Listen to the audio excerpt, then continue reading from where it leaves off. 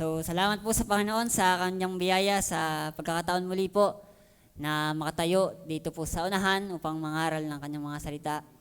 At ako ay kinakabahan muli dahil bukod sa ang inyong nababasa sa unahan ay hindi ako maalam.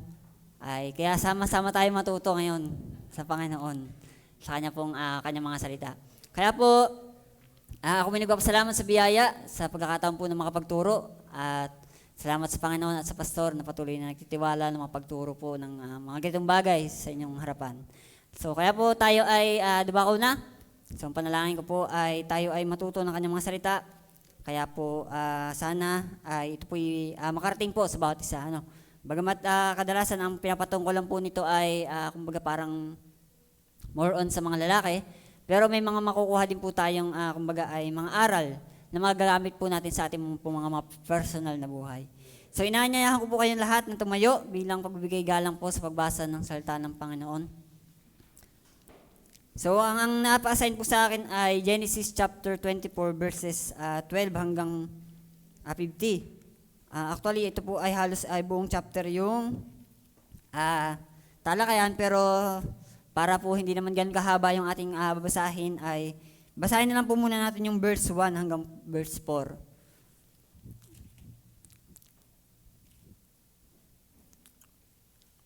Sige po, ating pong basahin sa wikang Tagalog. Simula po verse 1 hanggang verse 4. Sabay-sabay na po tayong lahat. Handa, basa. At si Abraham ay matanda na at lipas na sa panahon at pinagpala ng Panginoon si Abraham sa lahat ng mga bagay. At sinabi ni Abraham sa kanyang alilang katiwala, sa pinakamatanda sa kanyang bahay na namamahala ng lahat niyang tinatangkilik, ipinamamani ko sa iyo na ilagay mo ang iyong kamay sa ilalim ng aking hita. At ikaw ay aking pasusumpain, alang-alang sa Panginoon, sa Diyos ng langit at ng lupa, na hindi mo papag-aasawahin ang aking anak sa mga anak ng mga kanineyo na siyang aking pinakikitahanan. Kundi ikaw ay paroroon sa aking lupain at sa aking kamag-anakan at pag-aasawahin mo roon ang aking anak na si Isaac. So tayo po muna ay manalangin, tayo po muna ay mag-pray. Ama namin Diyos na sa langit, magandang hapon po. Salamat Panginoon sa iyo pong biyaya muli sa amin na kami Panginoong Diyos ay narito, nagkatipon upang patuloy na magpuri, magpasalamat sa iyo pong pangalan. Salamat sa pagkakataon muli, Panginoon, na makapangaral ng iyong mga salita. Tunay Panginoon, dalangin ko po ang iyong pong biyaya ay ipong ipahiram sa iyong lingkod sa pangangaral. Apong dalangin ng iyong pong mayamang karunungan ay ipong ibahagi. May pangaral ko po ito ng maayos Panginoon at ikaw po ang malalahati Panginoon. Pagpalain niyo po ang puso ng bawat isang makikinig na mga Panginoon ay pagpalain mo. Dalangin ko Panginoon ang pagkilos po ng kapangyarihan ng Banal na Espiritu sa bawat isang makikinig. Pakiingatan niyo po kami at pakipagpalain, ikaw po malalahati sa bawat oras na daan Panginoon. Patawad po Ama, sa mga pagkukulang, pagkakasala na patuloy mong nasupungan sa amin, lagi mo kaming linisin ng banal dugo ng Panginoong Jesus. Pagpalain niyo po kami ngayong gabi, at ito po yung aming dinangan sa Ama, sa kilang pangalan ng Panginoong Jesus. Amen. Pwede na po tayong umupo. So, sana po ay makatulong po itong aralin pong ito dahil tayo po ay, ito po yung pagbubukas po sa talakayan po ng patungkol sa pamilya. At tayo namang lahat po talaga dito ay kumbaga ay member ng bawat isa. Ang bawat isa dito ng kani-kanyang pamilya. So nawa po sa ating napagtalakayan tayo ay tapos na po tayo sa aralin ng pananalangin.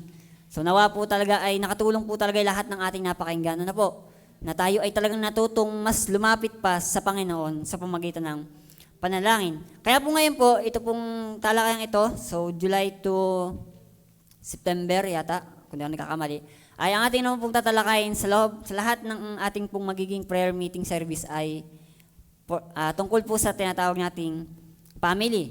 So, medyo kumbaga ay mahalagang usapin din po ito sa ating mga buhay sapagkat kumbaga ay ang family po kasi ay ito'y isang organization talaga na itinatag ng Panginoon.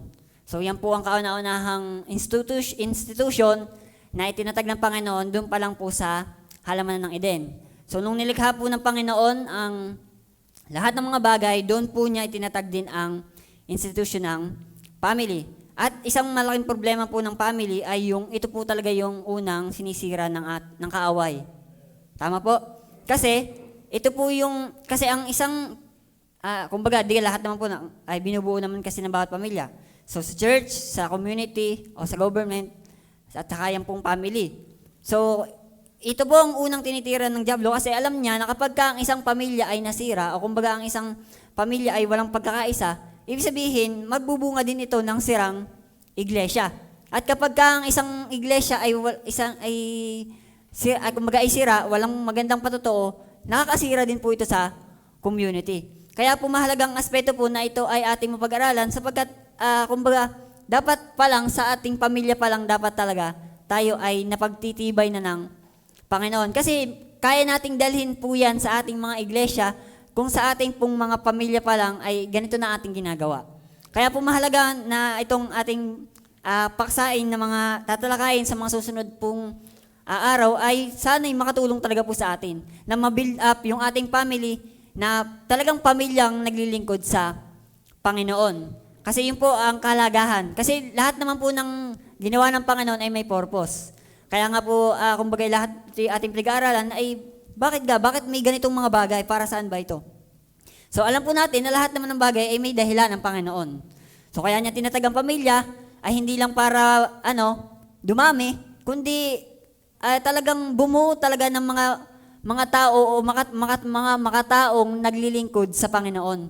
So yun po yung number one na kailangan nating makita kung bakit mayroong pamilya. So hindi lang po para magpadami ng lahi o kundi bagmat yun ang utos ng Panginoon, pero ang talagang main purpose nito ay magkaroon talaga ng pamilyang makakita ang Panginoon ng mga taong naglilingkod, nagpapasalamat talaga sa Kanya. Kaya po biyaya po sa atin na kung ang ating pong mga kapamilya ay kasama nating naglilingkod sa Panginoon. Bagamat kasama po natin lagi yan sa panalangin natin na sana ang ating mga kapamilya ay makasama natin sa paglilingkod sa Panginoon, sana po talaga maging burden po natin yan. Kasi kumbaga, ang isang matibay na pamilya ay sandigan din po ng isang matibay na iglesia. Kaya po sana po, dito po, yan pong ating topic na yan, right courtship. So pag sinabing courtship, kumbaga sa Tagalog ay panliligaw. So may nagchat pa nga sa akin, anong ituturo ko dyan? Ay hindi. Ano kayo tuturo ni Brother Rainy dito? Ay courtship. Hindi marunong. Kaya sana po ay sama-sama tayong matuto. So dito po sa atin pong talakayan na ito, ano po pag sinabing courtship? So, i-define ko po muna, ayon sa sinabi po ng Google, kasi yun po ang nakakaalam. Sabi po dito, courtship is a traditional Christian practice of individuals approaching the prospect of marriage. So, courtship po ay, kumbaga ito ay isang tradisyon na talagang ginagawa na po ng mga sinaunang Kristiyano na ang dahilan ay para sa paghahanda sa pagpapakasal. Kaya po mahalagang gawain ito kasi hindi ang pangliligaw ay magaang bagay. So ibig sabihin kaya, bakit ka manliligaw talaga o bakit ka papasok sa ganitong aspeto, ibig sabihin ikaw ay may vision ng pagpapakasal. Tama po? Hindi ka basta manliligaw nang wala kang na parang wala lang. Ibig sabihin talaga, ito ay approaching the prospect of marriage. Ibig sabihin, kumbaga ay kaya ka manliligaw, ay pinapakita mo sa iyong ng Panginoon na handa ka nang pumasok sa larangan ng pag-aasawa. Kaya po, sana, mahalagang bagay po ito na atin pong matutunan kasi po, sabi po ng survey, sa Pilipinas po, 2024 ay meron pong 27.7 milyon na pamilya. So, bakit po nasabi yan? Sana po, kung bakit po natin nabanggit yan, ay sana po hindi tayo kasama dyan sa mga pamilyang yan na pamilyang nakakasira ng komunidad. Kundi yung pamilyang ating gustong buuin o yung ating gustong planuhin sa biyaya ng Panginoon ay pamilya talagang naglilingkod sa Panginoon. At yun po yung goal natin. Kaya po sana sa pag-aaral pong ito ay makatulong po talaga ang salita ng Panginoon. Kasi yun naman po ang ating yun naman po talaga ang standard natin. Kasi pwedeng maraming sinasabi ang mga tao, pero ang dapat talaga nating pinapaniwalaan higit sa lahat ay ang salita ng Panginoon. Kasi walang ibang magpapatibay ng ating relasyon o kung anumang bagay dito kundi ang salita ng Panginoon. Kaya po, ito po, dito makikita natin po dito sa aklat po ng Genesis, chapter 24, ito po kasi kumbaga sa buong Genesis, ito po yung may pinakamahabang tawag dito.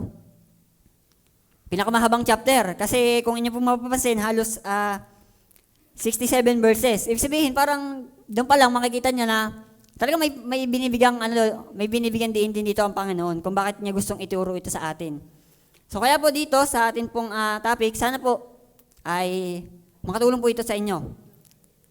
Sabi po diyan,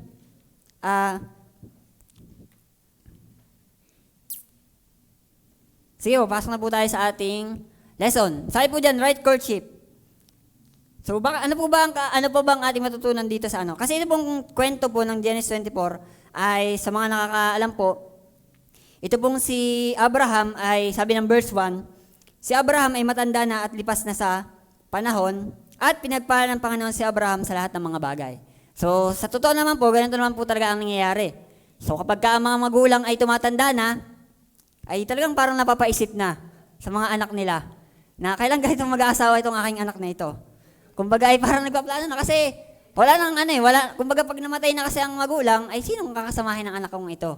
So kaya po, mahalaga din po ang role ng mga magulang sa ganitong aspeto.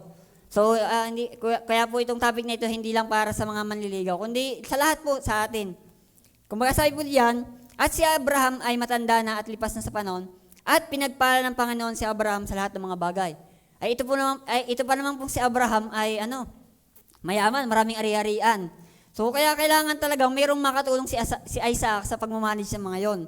Sabi po dito, kaya nag-isip po si Abraham, sabi niya dun sa kanyang pinakakatiwala, sabi po ng verse 2, at sinabi ni Abraham sa kanyang alilang katiwala, sa pinakamakatanda sa kanyang bahay na namamahala ng lahat niyang tinatangkilik, ipinamamanhi ko sa iyo na ilagay mo ang iyong kamay sa ilalim ng aking hita. So meron po siyang katiwala na bagamat walang binanggit na pangalan, sabi po diyan, meron siyang pinasumpa na katiwala na ang gusto niyang mangyari sa kanyang anak ni si Isaac ay ihanap ito ng kanyang magiging asawa.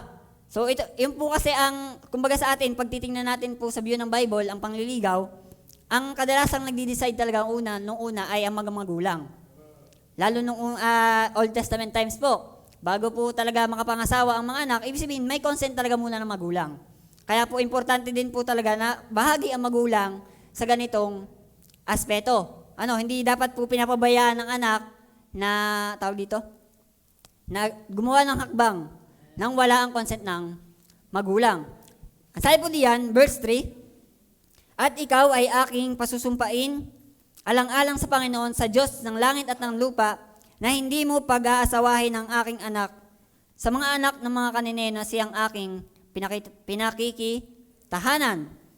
Sabi ng verse 4, kundi ikaw ay paroroon sa aking lupain at sa aking kamag-anakan at papag-aasawahin mo roon ang aking anak na si Isaac.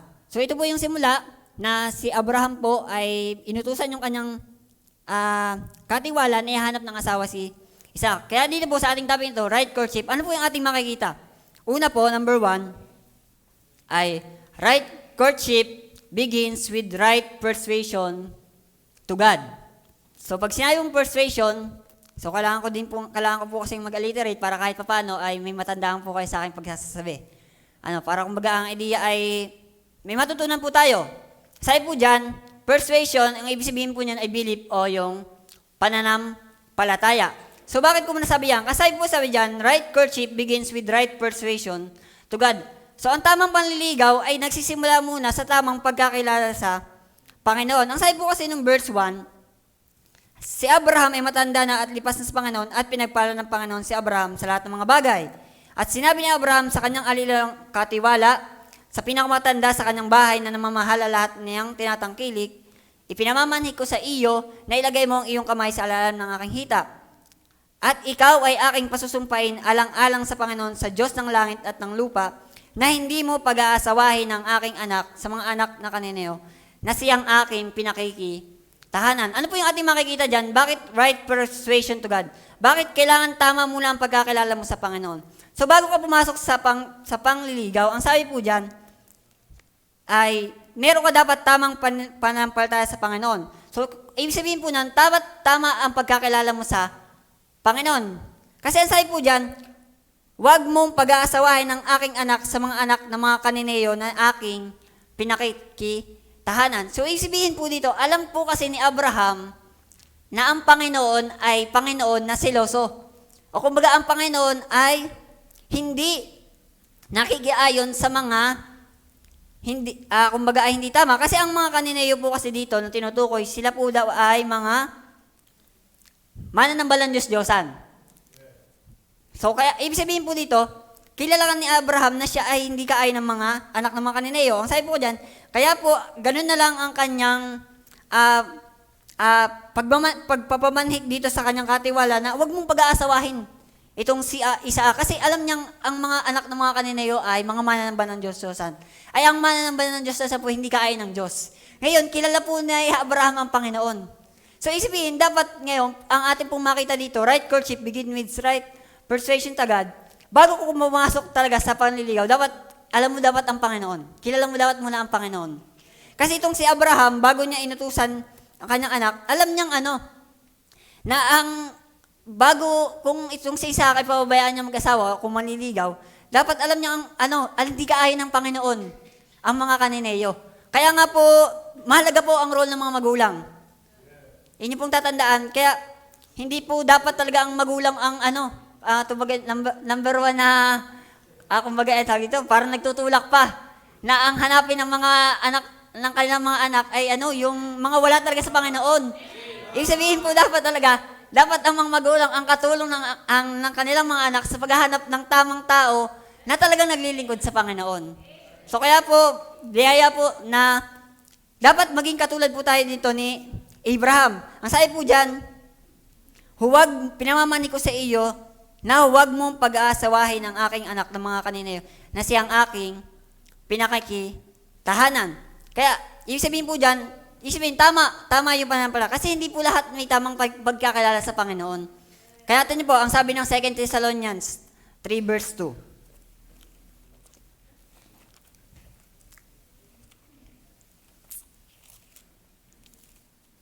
Ang sabi po dyan, at upang kami ay mga ligtas sa mga taong walang katwiran at masasama, sapagat hindi lahat ay mayroong panampalataya. Alam niyo po, kaya minsan ang panliligaw ay nagdudulot ng, kumbaga ay sabi nga po dyan ay kumbaga walang tamang pagkakilala sa Panginoon. Ang sabi po dyan, kaya dapat meron tayong tamang pagkakilala sa Panginoon muna.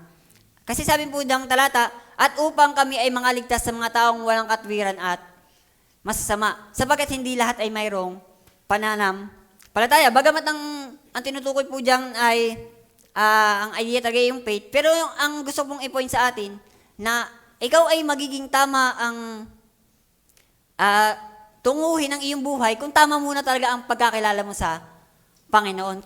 Dapat meron kang tamang pananampalataya gaya ni Abraham, na alam niya na ang kanyang anak ay mapapahama kung siya'y makakapangasawa ng anak ng mga Kanineyo. Kaya po dito sa atin, ang application po nito, dapat alam natin sa ating sarili, kilala natin ang Panginoon talaga. Na tama yung ating pagkakilala muna sa Panginoon. Kasi hindi ka papasok sa panliligaw, hindi ka manliligaw nang alam mong hindi gusto ng Panginoon. Kasi kilala mo ang Panginoon, di ba?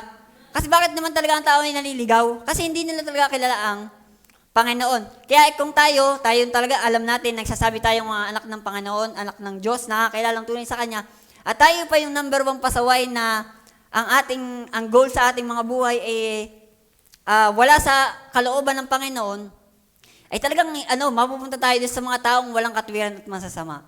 Kaya yung bunga ng ating pong pagkakilala sa Panginoon ang magbibigay din po sa atin ng kumbaga ng tamang landasin. Kaya importante po talaga sa atin yung ating pong pagkakilala sa Panginoon.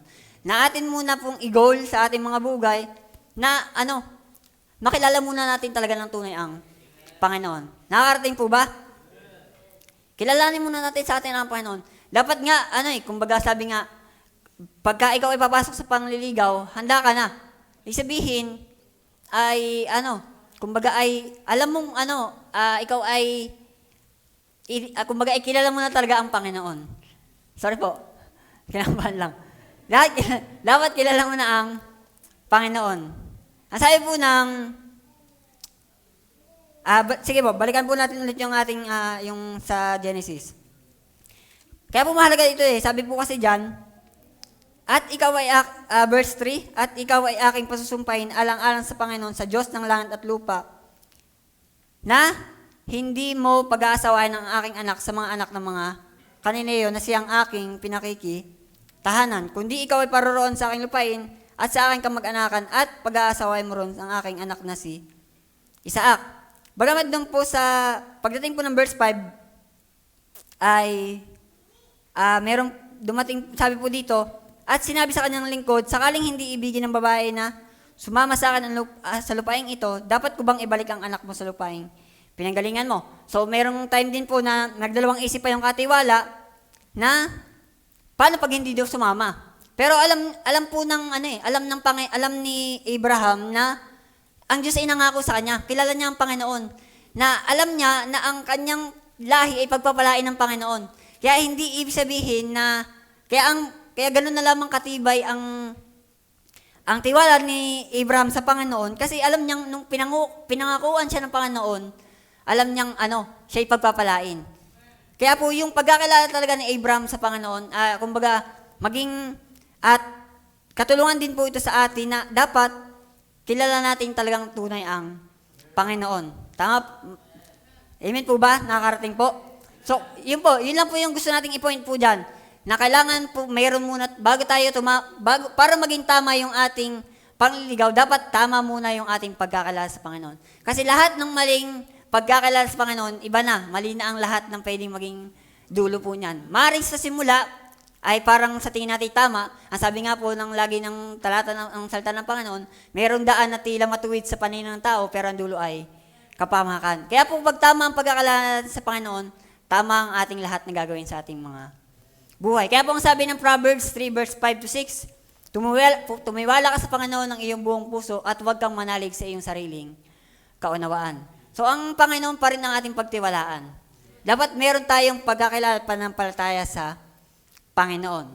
Yun po yung number 1. Number 2 po, ito naman po ay 5 lang, sana po ay makatulong sa inyo. Number 2 ay right courtship, hindi lang po begins with right persuasion to God, kundi right courtship includes right prayer to God. Ang sabi po dyan, ng verse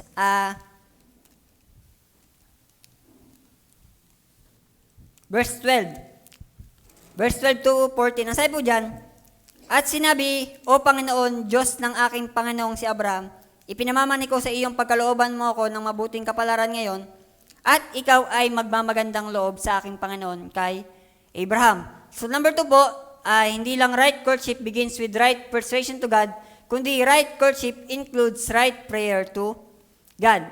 So ang sabi po dyan kasi, kung inyo pong babasahin kasi, inutusan po ng Panginoon yung kanyang katiwala. Then, nagtanong po siya kung sakaling hindi dumating, ano kanyang gagawin. Pero ito po yung kagandahan sa ginawa po ng kanyang katiwala nung siya po ay lumakad na. Ang sabi po ng verse 10, at kumuha ang alilang katiwala ng 10 kamelyo sa mga kamelyo ng kanyang Panginoon at yumaon na dala-dala ang pinakamabuti sa lahat ng pag-aari ng kanyang Panginoon at tumindig at napasa Mesopotamia sa bayan ni Nakor. At kanyang pinaluhod ang mga kamelyo sa labas ng bayan sa tabi ng balon ng tubig ng dakong palubog ng ang araw ng kapanahunan ng paglabas ng mga babae upang umigib ng tubig. So dito na po papasok yung right prayer. Ang sabi po dito ng verse 12, at sinabi, O Panginoon, ito pong katiwala ay nanalangin sa Panginoon. So kaya po, mahalaga din mong aspeto ng tamang panliligaw ay yung mayroong kang pananalangin. So, kumbaga ay, mahalaga po ang panalangin. Kumbaga ay, digin na talakay po natin yung ilang buwan.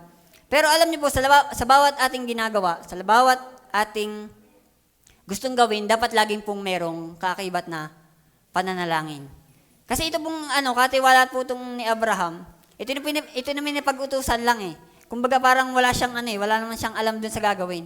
Pero anong ginawa niya? Humingi pa rin siya ng wisdom sa Panginoon sa pamamagitan ng panalangin. Ang sabi po dito, at sinabi ng Panginoon, at sinabi niya, O Panginoon, Diyos ng aking Panginoon si Abraham, ipinamamani ko sa iyong pagkalooban mo ako ng mabuting kapalaran ngayon, at ikaw ay magmamagandong loob sa aking Panginoon kay Abraham.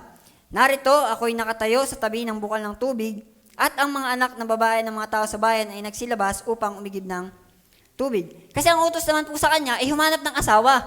Pero hindi naman alam kung sinong kanyang hahanapin. Tama po? Pero kaya po siya inanalangin sa Panginoon. Ganyan din po sa atin. Kaya right courtship includes right prayer to God. Tayong mga gustong maligaw ay hindi naman natin alam kung sinong ating hahanapin. Kaya po kaya kailangan din po ng pananalangin. Kaya po sabi nga po ang babaeng dinilig sa panalangin, yan talaga yung masarap mahalin. Kaya po right, kaya po number 2 point, right courtship includes right prayer to God. Pag tayo po ay gusto nang pumasok sa panliligaw, dapat talaga tayo ay marunong munang manalangin. Kasi unang-una, ang ating hihingan ay ang Panginoon. Kasi ang Panginoon na may-ari ng lahat. Kasi pwede nga, malay nyo, hindi ibigay ng magulang sa atin, pero ibinigay ng Panginoon. Ay, mas malakas ang Panginoon. Hindi, biro lang po. Ang gusto ko lang pong i-point sa atin ay, kapag tayo ay gusto nang pumasok sa ganitong aspeto, dapat talaga meron tayong pananalangin. Part po talaga dapat ng ating lahat ng ginagawa ay manalangin. Kasi bakit? Kapag ikaw ay nanalangin, ibig sabihin, meron kang gustong hingin sa Panginoon at tama yung hihingin mo sa Panginoon. Hindi ka ilalayo dapat nito sa kalooban ng Panginoon. Kaya po dito, ang sabi po nung katiwala nung siya ay nanalangin ay, O Panginoon, Diyos ng aking Panginoong si Abraham, ipinamamani ko sa iyong pagkalooban mo ko ng mabuting kapalaran ngayon at ikaw ay magmagandang loob sa aking Panginoon. Narito, ako'y nakatayo sa tabi ng bukal ng tubig at ang mga anak na babae ng mga tao sa bayan ay nagsilabas upang umigib ng tubig. So, nung ito po'y dumating, so ito ay yung time na, kasi ang dami namang babae doon sa lugar na yun eh. Ay ngayon, paano malalaman ng katiwala na ito, na ito yung babaeng talagang nararapat para kay Isaac? Kaya ang Panginoon, kaya ito, ang ginawa niya, siya nanalangin sa Panginoon. Ngayon, ang application po nito sa atin, para makilala natin talaga kung sino yung kalooban ng Panginoon sa atin, pag tayo papasok na sa panliligaw, dapat tayo muna yung manalangin sa Panginoon. Dapat talaga dinidilig natin ang panalangin. Kasi pwede tayong, pwedeng ibang nakikita ng ating mata sa nakikita ng Panginoon. Tama po? Kasi maaaring, kaya mahalaga ang panalangin. Kaya po hindi magaang bagay po ito. Kaya minsan, bakit daw, katagal-tagal. Magaling sana kung gayon lang ho yun. Lalo practical po ang usapan. Po yung lalong spiritual.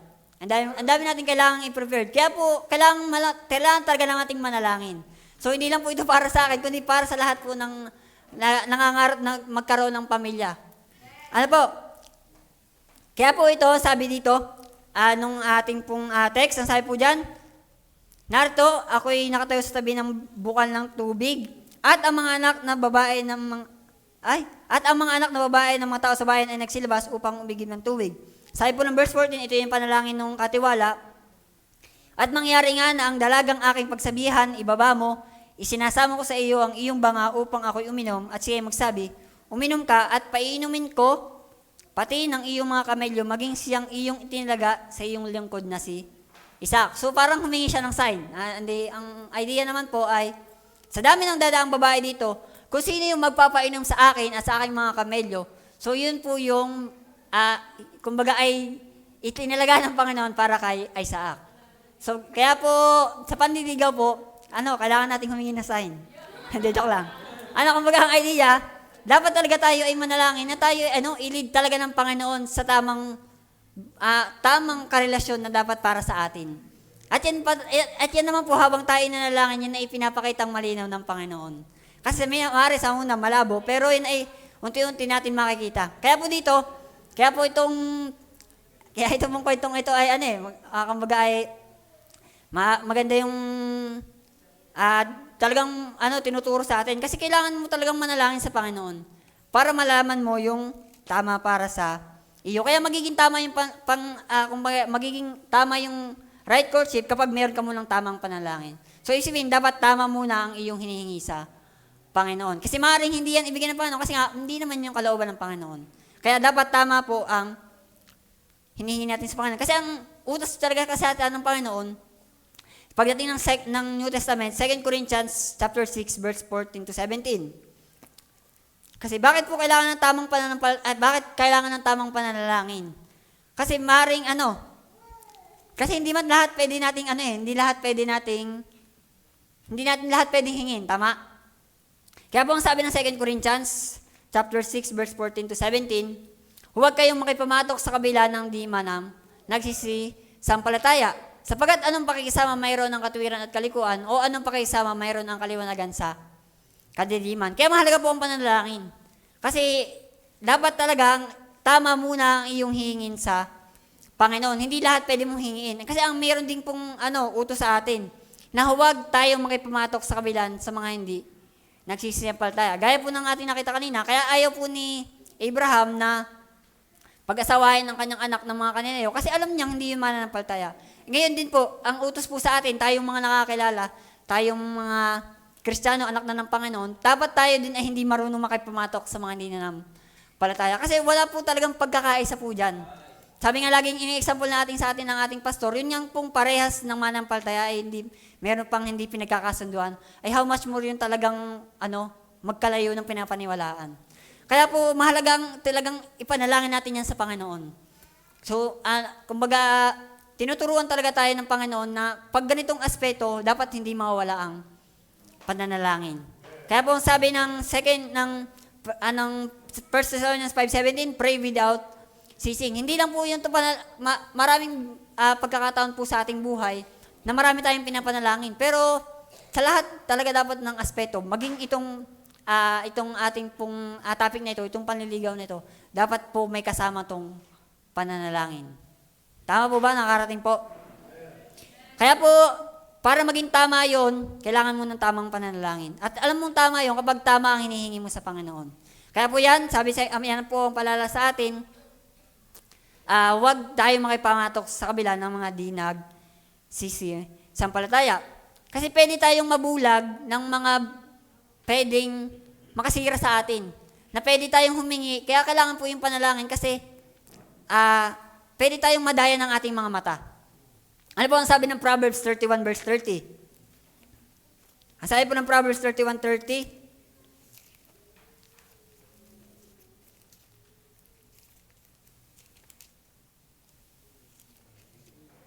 ang lingap ay magdaraya at ang kagandahan ay walang kabuluhan. Ngunit ang babae na natatakot sa Panginoon ay siya ay pupurihin. So, ano pong point nito, ang verse na ito? Ang sabi po dyan ay, ang kagandahan ay walang kabuluhan. Kumbaga, pag tayo nanalangin, dapat talaga una, hindi tayo nakatingin sa kagandahan.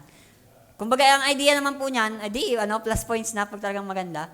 Super blessed na, Pero ang idea po niyan, dapat ay talagang ngunit ang babae na natatakot sa Panginoon ang siyang pupurihin. Dapat talaga ang ating hanapin, ang ating ipanalangin dapat talaga ay yung talagang ating maging katuwang o maging kapartner natin sa Panginoon ay yung talagang natatakot din sa Panginoon. Gayon ang utos sa atin ay huwag tayo makapanak sa Panginoon. Ang ating hanapin talaga dapat ay yung may takot sa Panginoon.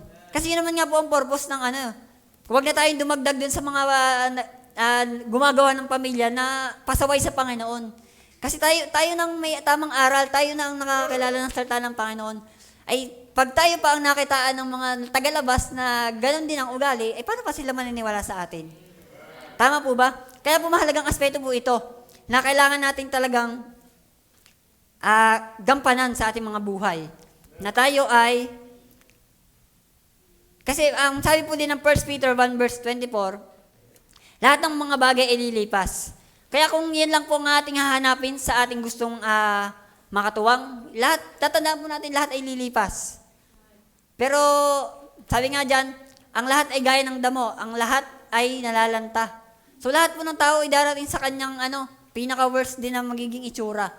Ngayon, kung yan ang lang ang hahanapin mo sa yung gustong maging kapareho, ay po lang, hindi yan, temporary lang po yan.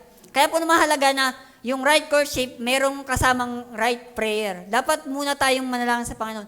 Naturuan tayo ng Panginoon na hanapin talaga kung sino yung para sa atin. Tama po ba? Nakarating po?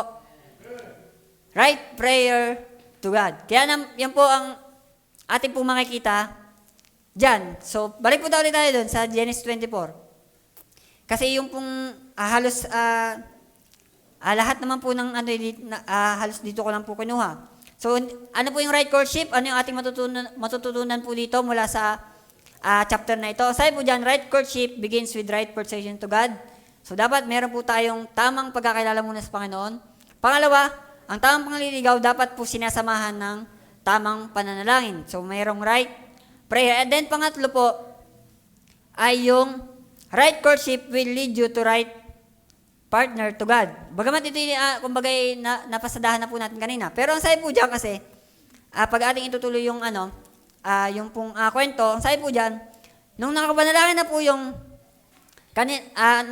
nakapanalangin na po yung katiwala po ni Abraham, so meron dumating. Ang sabi po dyan, at nangyari nga, verse 15, na bago matapos ang pananalita niya, so hindi pa ho tapos mag-pray, may answered na agad. May panalangin na agad. Ang sabi po diyan, at nangyari na bago matapos ang pananalita niya ay narito si Rebecca na ipinanganak kay Bethuel na anak ni Milka na asawa ni Nacor na kapatid ni Abraham na lumabas na pasan ang kanyang mga baga sa kanyang balikat. Ang sabi po ng verse 16, at ang babae ay may magandang anyo. Yung palang kalooban ng Panginoon, may magandang anyo, dalaga, na hindi pa nasisipingan ng lalaki at lumusong sa bukal at pinuno ang kanyang banga at humahon. So ano pong ating makikita niyan? So right courtship, pag tama ang iyong panliligaw, number 3, right courtship will lead you to right partner to God. So hindi lang po tama ang pagkakilala mo sa Panginoon, dapat meron ka ding tamang panalangin at yung tamang panliligaw po yan ay dadalhin ka talaga sa tamang kapareha mo sa Panginoon. Kasi dito, nung nanalangin po nung katiwala, tumugon naman talaga ang Panginoon. Kaya wag po kayong panghihinaan ng loob sa mga nananalangin talaga. Kasi kapag talaga tayo may kalooban niya ng Panginoon, ibibigay talaga yan ng Panginoon sa inyo. Kaya galingan nyo sa pananalangin. Gayahin nyo ako, joke na. Biro lang, wala. So, ang idea po, para lang po tayo, kumbaga ay, sana po nakakarating po talaga ito sa inyo. Hindi pa nga marunong, mayabang na Kaya hindi lalong bigyan ng Panginoon Kaya kailangan itama natin talaga ang ating mga So sabi po dyan, yung sabi po ng kwento, at ang babae ay may magandang anyo, dalaga, na hindi pa nasisipingan. Kaya ito po, so right courtship will lead you to right partner to God. So mahalaga din po na ating kaya po, importante din po talaga pala sa mga babae, yung tinatawag na dalaga na hindi pa nasisipingan. Kaya po yung purity, yan po talaga dapat ipinipreserve mo lang sa yung talagang mapapangasawa. Kasi yung pala characteristic din talaga ng tamang, ng tamang partner to God. Kasi yun ang goal po ng pag-aasawa, ay hindi lang kumbaga ay sexual, kundi para talagang kundi para ang kapurihan, bagat makikita po natin yun, ang kapurihan pa rin naman ng lahat ng ito ay sa Panginoon. Pero ang ating pong makikita dyan, na kapag ikaw ay mayroong right courtship, ito ay maglilid sa iyo sa tamang partner to God. So ano po yung mga example ng mga right partner to God? So ating pong buksan yung 1 Peter chapter 3 verse 1. So ito po pala yung, kumbaga ay, pwede nating pagbasihan. Ang sabi po dyan ng 1 Peter 3 verse 1, gayon din naman kayong mga asawang babae. Bagamat ang tinutukoy na po dito yung mga asawang babae. Pero pwede po natin itong i-apply na ito yung ating pwedeng maging gabay para malaman natin kung sino talaga yung kalooban ng Panginoon sa atin. Sabi po dyan, pasakop kayo sa inyong sariling asawa upang kung ang ilan ay hindi tumalima salita, ay mga kahikayat ng walang salita sa magitan ng ugali ng kanya-kanyang asawang babae. Pagdating po ng verse 2, sa pagkamasid nila ng inyong ugaliing mainhin na may takot. So ito pala yung magandang katangian ng mga mainhin na may takot. So pagka kami nakilala kayong mainhin, hindi naman agad yun. Kaya kailangan talaga ng pananalangin sa Panginoon. Mainhin na may takot. Ano po sabi ng verse 3? Sabi ng verse 3, nahuwag sa labas ang kanilang paggayak na gaya ng pagpapahiyas ng buhok at pagsusuot ng mga hiyas na ginto o pagbibihis ng maringal langit. So, tinuturo talaga ito ng Panginoon na hindi talaga dapat tayo natingin sa panlabas na anyo. Kasi kung paano ang Panginoon ay sa atin, nung tayo kanyang inibig, hindi siya tumingin sa ating mga sarili. Kasi kung wala tagang kaibig-ibig sa ating mga itsurang ito, Pero salamat na lang, inibig tayo ng Panginoon. Kaya po, ang pinapakita dito ng Panginoon sa atin ay kung paanong ang paghahanap ng tamang kapareha ay gaya ng hindi ka tumitingin talaga una sa panglabas, kundi sabi po dyan, ng verse 4, pag ating tinuloy, kundi ang pagkataong natatago sa puso na may damit na walang kasiraan. So ito po pala yung katangian ng mga right partner to God. Yung ang pagkatao talaga ay hindi ka nagbabasa lang kundi yung mismo yung ugali, yung attitude. Kasi yun po ang pinaka-importante. Tama po ba? Kasi sabi ko nga po sa inyo, ang ganda ay lilipas. Ngayon kung diyan ka lang magbabase ay paano? Anong purpose? Bakit ka naghanap ng partner? So ibig sabihin hindi dapat doon kasi lahat yung may lilipas. Ibig sabihin talaga kaya mo maipakita mo talagang totoo ang iyong pagmamahal kapag talagang ang hanap mo hindi lang ganda, kundi talagang kung ano yung kanyang ugali. Kasi sabi nga lagi lang tinuturo sa atin, ito yung ang pag-aasawa ay commitment. So kapag ka nakatingin ka sa ganda at nawala, mag-asawa ka talaga, Pero pagka ikaw ay may commitment, kahit pa anong maging itsura niyan, dahil mahal mo yan, mamahalin mo yan dahil bigayan ng Panginoon. Tama po? Kaya sabi diyan, kundi ang pagkataong natatago sa puso, na may damit na walang kasiraan ng espiritong maamo, so kanina mainhin, ngayon maamo at payapa, na may malaking halaga sa paningin ng Diyos. So yun, kung paano yan ang tinitingnan ng Panginoon, yan din po dapat yung ating maging basihan. Ang sabi po ng, bagamat inaulit ko na po kanina, Proverbs 31:30, sabi po doon, ang kagandahan ay walang kabuluhan. Ngunit ang babae na natakot sa Panginoon ay siya'y pupurihin. So kaya po, sa atin po, kapag tayo ay maniligaw, para natin makilala natin yung right partner to God, sabi yung mga natatakot sa Panginoon. Amen po ba? Nakakarating po? So, yun po. Ano po pong sabi ng talata? Ano pong verse pang nilagay ko po dyan? Ezekiel 28. Ay, hindi po yan. Sala po pala yan. Yung isa pa.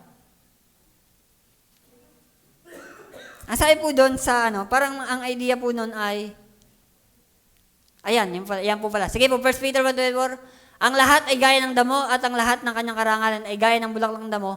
Ang damo'y natutuyo at ang bulaklak ay nalalanta.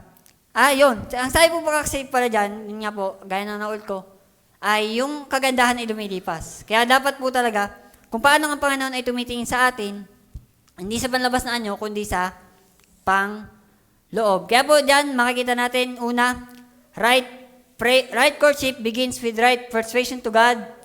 Right courtship includes right prayer to God. Right courtship leads you to right partner to God. And number 4, balik po ulit tayo sa Genesis. So, atin pong, para lang makita po natin yung flow. Ang sabi po dyan, verse 13 to 16. Verse 28. So, laktawan ko lang po kasi, pagdating po kasi ng verse 16, nung dumating na po yung dalaga, sabi ng 17, ay tumakbong sinalubong siya ng kanilang katiwala na siya sabi, makikinom ako ng konting tubig sa iyong banga. At sinabi niya, uminom ka, Panginoon ko, at nagmadaling ibinaba ang banga sa kanyang kamay at pinainom siya. Pagdating po ng verse 19, at pagkatapos na kanyang mapainom, ay sinabi, iigib ko naman ang iyong kamelyo hanggang sa makainom sa lahat. So dito, pinakita po dito ng Panginoon na yung hinahanap na babae ng punong katiwalang Panginoon, ito yung, yung katugunan. Kaya po pagdating ng verse 26, at lumuhod ang lalaki at sumamba sa Panginoon. At siya nagsabi, purihin ang Panginoon, ang Diyos ng aking Panginoong si Abraham, na hindi inilayo ang kanyang habag at ang kanyang pagtatapat sa aking Panginoon. Tungkol sa akin ay pinatnugutan ako ng Panginoon sa daan hanggang sa bahay ng aking kapatid, ng aking Panginoon. So number 4 po na ating makikita dyan, hindi lang po right courtship begins with right persuasion to God. Right courtship includes right prayer to God. Right courtship will lead you to right partner to God. Number 4, right courtship must go with right process before God. Ang sabi po dito ng verse 28, kasi nung, di ka po itong itong katiwala ay nasumpo na po itong si Rebecca. Itong si Rebecca, ang sabi po ng verse 28, tumakbo ang dalaga at isinaysay sa sangbahayan ng kanyang ina ang ayon sa mga salitang ito.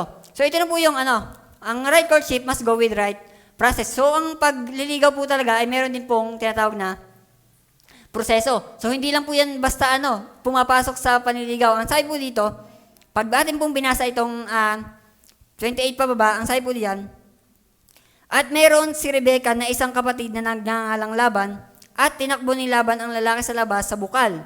At nangyari pagkakita ng singsing at ng mga pulsera sa mga kamay ng kanyang kapatid, at pagkarinig ng salta ni Rebecca na kanyang kapatid na sinasabi, gayon sinalta sa akin ni lalaki na naparoon siya sa lalaki, at narito, ito'y nakatayo sa siping ng mga kamelyo sa bukal. At sinabi niya, pumasok ka, pinagpala ng Panginoon, bakit ka nakatayo sa labas ng bahay, sapagkat inhanda kong bahay at handa ko ng mga kamelyo.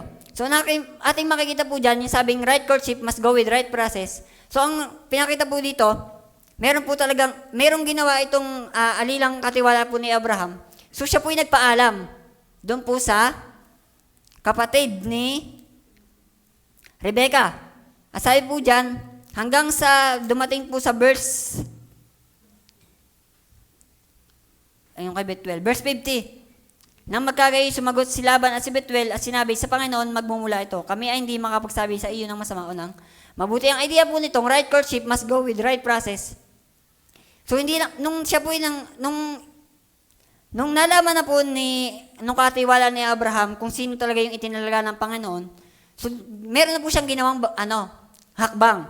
So meron na po siyang ginawang proseso. Ang sabi po dyan, una ay yung pagdating yung sa verse 30, pumunta po ito sa bahay.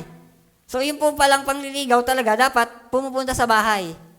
Tama po? So, hindi po yan, ang idea ay, dapat ang panliligaw talaga ay nagpapaalam sa magulang.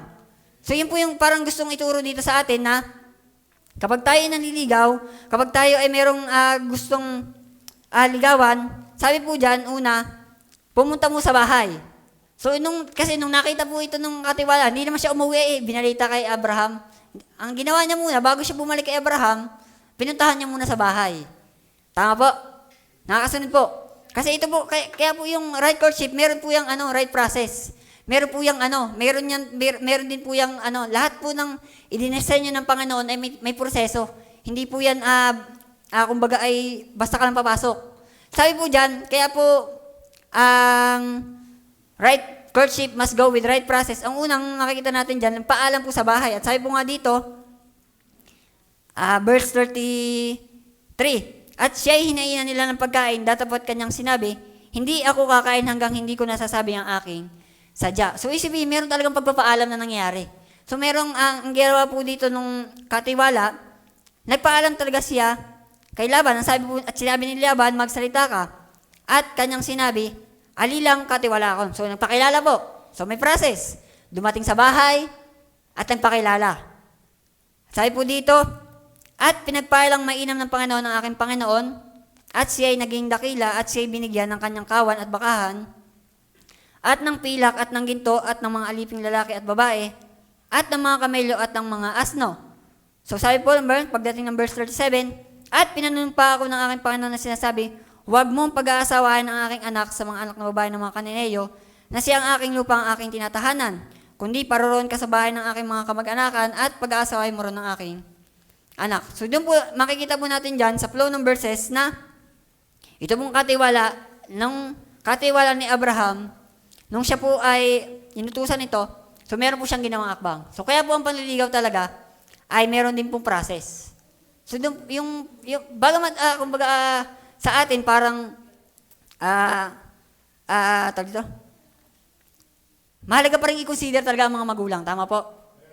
Kasi, kumbaga ay, kaya biyaya din naman po na mahanap mo talaga yung partner mo na mayroong magulang din na kilala sa Panginoon. Kasi, dito po, ang nangyari po dito, ang sabi po kaya nung naipakilala lang po nung katiwala, yung kanyang pakay, yung nagawa niya na, sabi po nung verse 50, na magkagay sumagot si Laban at si Betuel, itong kanyang ama na po ito, sa Panginoon nagmumula ito. So, isibihin, alam din po ito na Bethuel. Ang sabi ko, kasi alam niya na yung ginagawa ng katiwala ay nasa proseso. Kaya ang sagot niya, narito, si Rebecca ay nasa harap mo, dalhin mo, yumaon ka, at siya ay maging asawa ng iyong, anak ng iyong Panginoon, gaya ng salita ng Panginoon. So, isibihin po, sa pangliligaw, may process. So, para makuha mo, dapat meron kang proseso. So, yun po, hindi po nawala yung pagpapakilala, pagpapaalam sa magulang, at yun po yung tama. Na sana ating, kumbaga ay, dapat din kinukonsider sa ating mga buhay. Kaya po, right courtship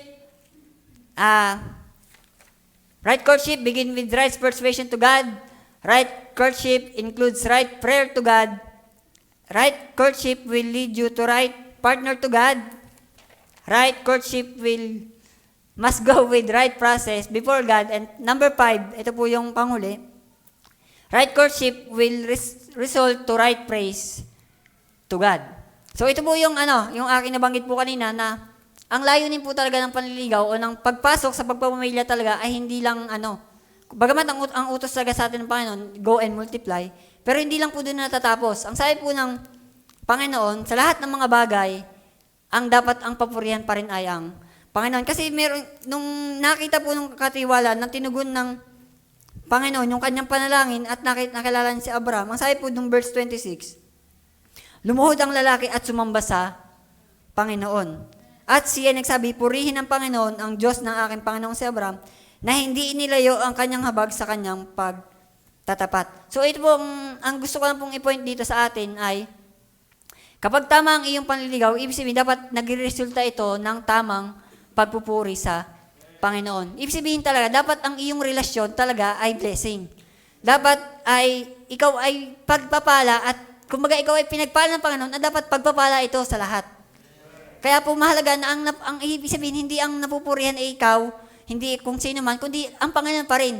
Ibig sabihin, nung ikaw ay nanalangin at ibinigay sa iyo ng Panginoon, ang papasalamatan mo ay ang Panginoon. Kaya po sana sa atin pong buhay na ito, na yung tamang courtship na ito, ay dapat ang magresulta po ito. Kapag isipin, magiging tama lang pala yung iyong panliligaw kapag ang resulta nito ay ang napupurihan na yung Panginoon.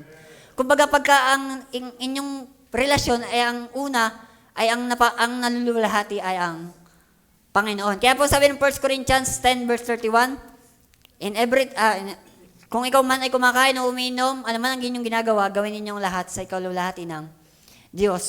Kumbaga sa lahat ng bagay, isama natin dyan yung, sabi nga dyan, gawin ninyo ang lahat. So yung pong pag-asawa, yung pagliligaw, gawin din natin dapat lahat yan sa ikalulahati ng Panginoon. Kaya po magiging pagpapala ang ating pong relasyon kung unang nalululahati ay ang Panginoon. Kaya po itong lesson pong ito, sana po ay nakatulong sa inyo na ang panliligaw po ay hindi yan magaang bagay.